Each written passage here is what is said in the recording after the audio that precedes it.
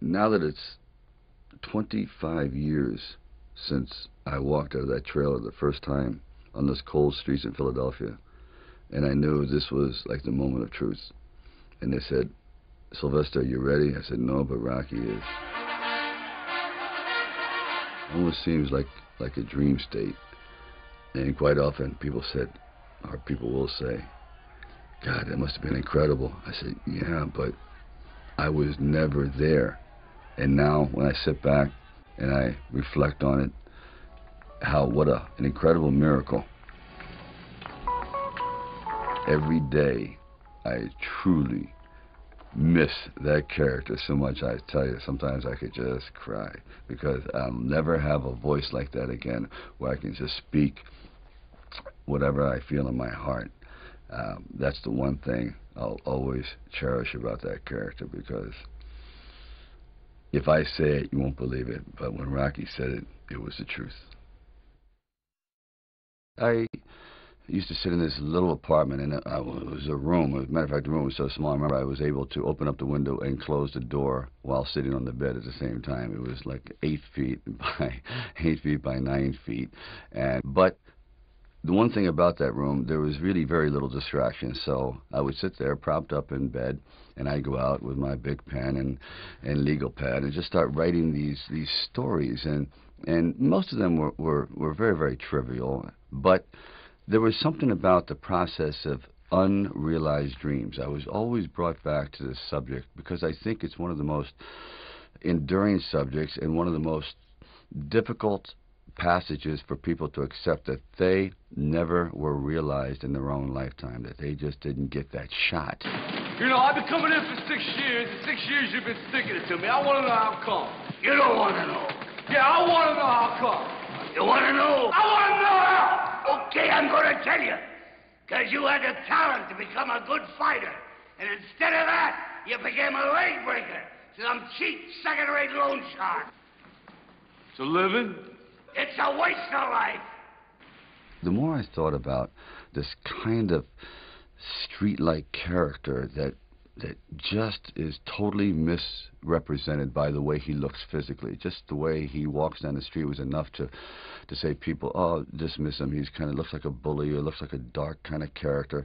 And I thought, that's an interesting character, because they're always unrealized. Well, that festered in my mind for quite a while, and then eventually, after Lords of Flatbush, I decided it was a time to come to California. So I went to California, and I moved in the valley, and things weren't going very, very well there. As a matter of fact, I had to go out and try to sell my dog, because it was either do that or he just was not going to be very well fed around the house. And then one night, I went to see Muhammad Ali fight Chuck Wepner. We want to be free! We got to be free! Everybody say free! Wepner not concerned with the left jab at all. He just takes the... And what I saw was pretty extraordinary. I saw a man they called the Bayonne Bleeder, who didn't have a chance at all against, the greatest fighting machine, supposedly, that ever lived. Body back and slips a punch to his left. Oh! A vicious shot to the rib of Muhammad Ali, and what a surprise!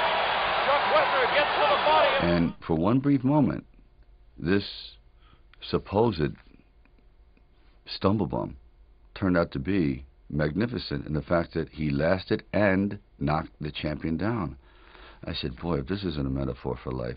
His entire life crystallized at that moment. He will be remembered for all eternity, at least among the fight fans. He did something extraordinary. I said, now that is probably what I need as a catalyst for an idea. A man who's going to stand up to life and take one shot and maybe go the distance. So I started to write.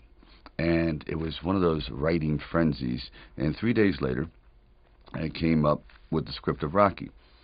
Now, the script by no means was a finished piece of material. It was probably about 90 pages, and maybe 10% of it remained in the final script, but it was done. Originally in Rocky, the film was very, very dark, because filmed at that time, the anti-hero was, I guess, the favored kind of character of the day.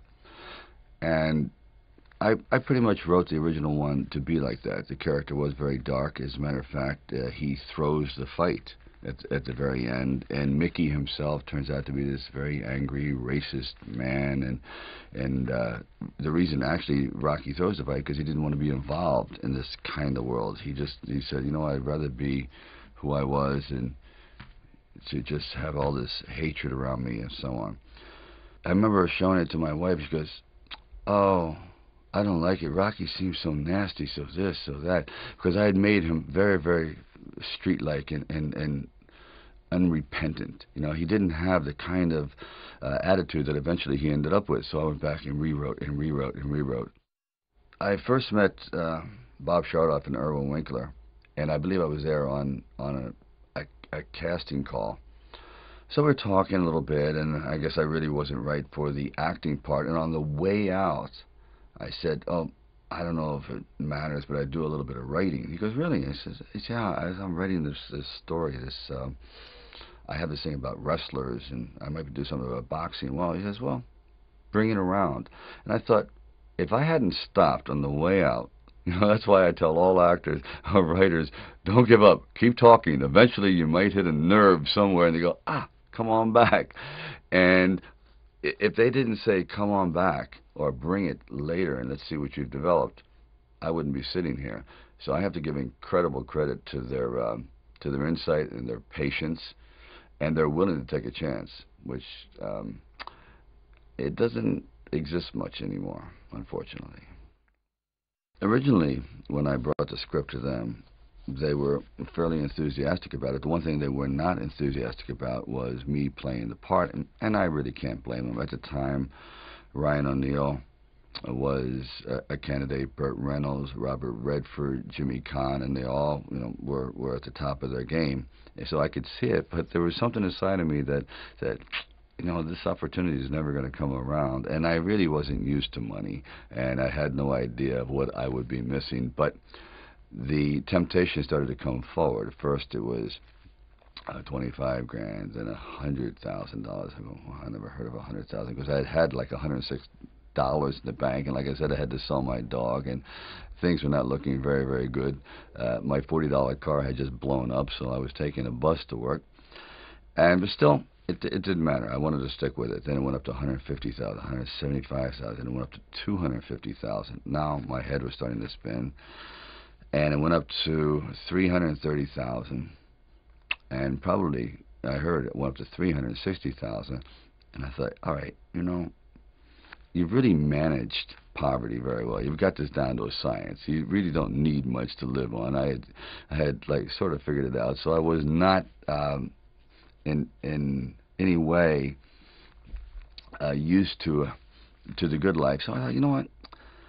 If I know in the back of my mind, if I sell this script and it does very, very well, I'm going to jump off a building. And if I'm not in it, there's no doubt about it, I'm going to leap in front of a train. I'm going to be very, very upset. So this is one of those things where you just roll the dice and you fly by the proverbial seat of your pants. Say, all right, I got to try it. I got to just do it. I may be totally wrong, and I'm going to be taking a lot of people down with me, but I just believe in it. We didn't have really the money to shoot a normal union film at that time in Philadelphia, so we would travel in a van. I would jump out of the van, and we were working with the handheld camera at the time with Garrett Brown, and it was somewhat experimental. And he'd film me running through shopping malls and up down the steps and flights,